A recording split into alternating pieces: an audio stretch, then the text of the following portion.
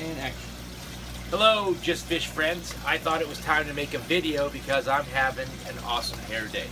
And there's a hurricane out there, and everybody's concerned about, their aquariums, as they should be. And although it doesn't look like it's maybe coming here, I thought, you know what? Why don't we talk about this real quick? We have been here at Just Fish since 1974, operating this store, and we never left the coast for any of the hurricanes. And the store is still here, and a lot of the fish that were in us at all those times, those hurricanes, they didn't perish either. So there's just a couple things we have to bear in mind. Fresh water is obviously going to be a little bit easier than salt water, but salt water is doable too. Number one, we're probably going to lose power. When we lose power, what happens? Our filtration goes down. So we're no longer getting gas exchange in the water. We don't have lighting anymore. So if we have a reef tank, I know that's always a concern for people. Our air conditioners aren't running anymore. So the temperature is going to go up in our house. And we have to remember that as temperature rises in the aquarium, oxygen tends to go down. Available oxygen to the fish goes down. So I can only speak for what we've done in all these decades whenever hurricanes have occurred. Basically, if we don't have power, you don't have a generator, having a simple battery-operated air pump is absolutely worth its $12 weight in gold. If you can't get to a fish store to get one of these, Walmart, Academy Sports, any place like that in the fishing area, they're going to have bait pumps, right? Same thing. Takes a couple D-cell batteries. It's got some airline tubing and an air stone already in this thing. Drop it in your tank, and let me tell you, these guys, that little battery lasts for shit days, and you don't need to run it 24 hours a day. I find if you flip it on, let it run for several hours, turn it off for an hour or so, kick it back on, run it for several hours, that always has worked well for us. If you do have a generator at the house, and maybe you're trying to run a lot of things off of it already, so you got your refrigerator on it, you got a window unit running on it, you got a freezer on it. I mean, those are things that, for your comfort and for eating, you don't want any perishable goods going bad. And maybe you don't have enough juice left in that particular generator to operate the actual return pumps and everything you have on your main system. A simple $5, $6, $8, $9, $10 air pump with some airline tubing. This is the same thing as this, only now it's running off electricity. And as long as your generator's running, this can be running. The formula that I used during Katrina on my own personal tank was I had one of these things that would operate in the evening, and I used the generator whenever I would crank it up for a few hours and then take an hour break and then a few hours for my AC, my refrigerator and whatnot. I had my pump for my tank going on it. So during the daytime hours, I would run the tank off the generator, and then when the evening came, I would simply put on the battery-operated air pump and let it run all night long. As far as temperature goes, it doesn't seem to be as big a deal as what most people think. Our tanks are not out in direct sunlight, right? They're going to be in the house. The house is not going to be cool, but generally just the shade and inside with windows open, it's good enough. I've never really seen any tanks crash, including the ones in the store. And this place is, there's no windows to open up. It's not the tightest sealed place in the world anyway, but that being said, it was never the heat that got to anybody. So, battery-operated air pumps, regular air pumps, these things are treasures if you have them. If you don't have them, and you don't have access to them, so what do? Well, a simple cup, glass, container of any sort, and if you are to pick water up from your tank and pour it right back in, and if you'll just sit there and do that, maybe 5-10 minutes out of every hour, you are going to be driving air into the water. So it's just a matter of coming in. I mean, there's people will get airline tubing and straws and blow bubbles into it. That's fine. That's just a lot more work than I think you need to do. So what we would do is once a day, we'll talk about Katrina because it was the most recent one here on the coast. We would come to the store and we would get a cup, and Roger and I would walk around and pick up water and pour it into the tanks. And we would do that, a few times for each one, collect any death out of there. So if you do have anything dying in the tank, you need to go ahead and remove that, because all that's doing is putting a load on the system. Yeah, it's sad, whatever, but you need to save the hull. We need to take off anything that looks like it might be perishing and just get it out of the system. Okay, so as far as the light goes, Well, if you don't have a reef tank, then lighting's not a big deal at all. If you have a reef tank, you know, years ago, most of us didn't have LEDs at the time. We're operating off of metal halides, lots of T12s. These things are consuming a lot of electricity, not to mention they're putting up heat, right? So I don't need to add more heat to a situation where I don't have any environmental temperature controls. So I was always an advocate of not running lights.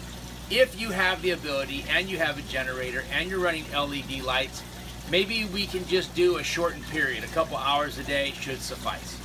That being said, I personally know from my own history and what we've seen in the store from its history that, you know, a week with no lights is all, a week with no lights at all is not going to kill your reef tank. Are they going to be happy? Are they going to be big and beautiful? No, probably not. But they'll come right back. So the lighting is not that huge of a deal.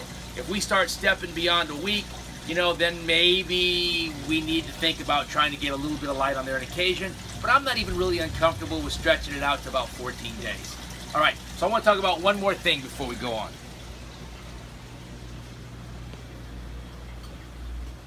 So let's say you have some sort of media reactor, you have some sort of canister filter, you even have your hang on the back filter. And now we've lost power. And we're not using those things right now, obviously, because we don't have the juice to let them go. What you want to make sure that you do is take all these devices and pour the water out of it, drain them.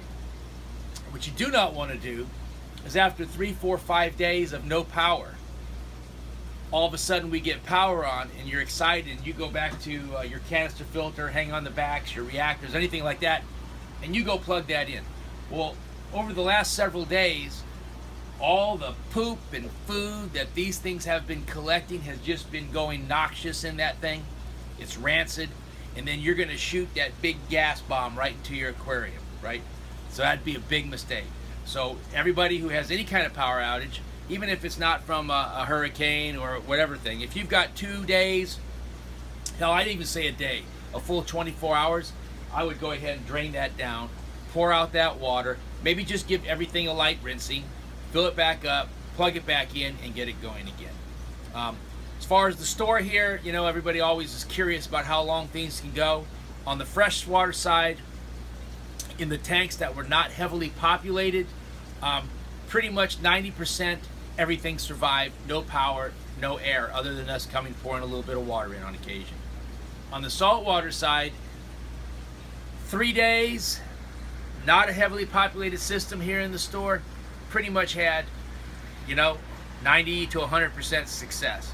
When we start going into day 5 and 6, I start to see the degradation of the biological bed and the organics starting to take its toll. And then I might start seeing some casualties. But honestly, unless you are just in a very remote area where you're probably not going to get back on the power grid soon, it's probably not a huge concern.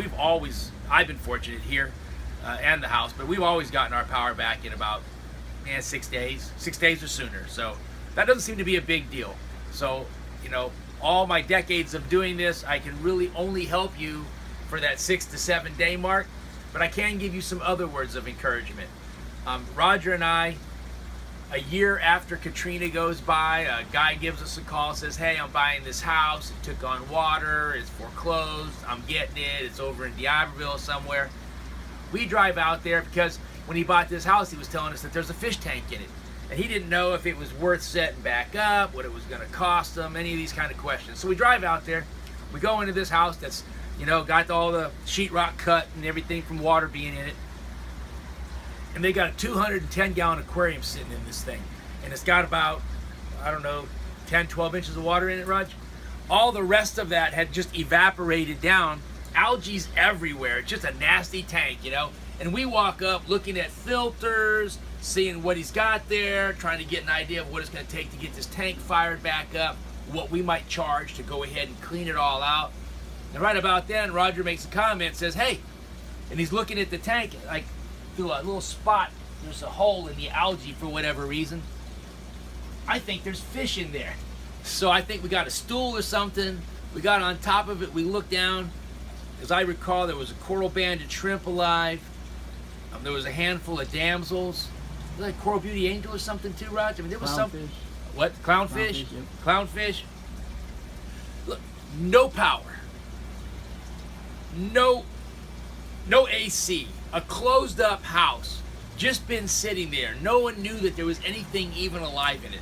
What did we have? We had a very large tank with a very minimal bio load. There was some live rock in this tank, and that sucker was just going like a pond, right? So if you don't have a heavily loaded tank, apparently it's not going to be a big problem. They can handle a lot of abuse. Imagine the salt concentration in that water too.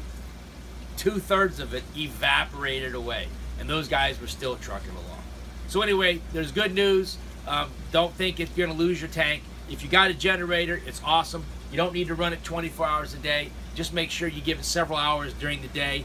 And what I always did was I'd have my generator on, and whenever the gas died, as I lay down, try to go to sleep, the gas died, power went off on everything in the house, including the fish tank, and we'd kick on the battery operated air pump at that time. So anyway, I hope this helps somebody. Thank you.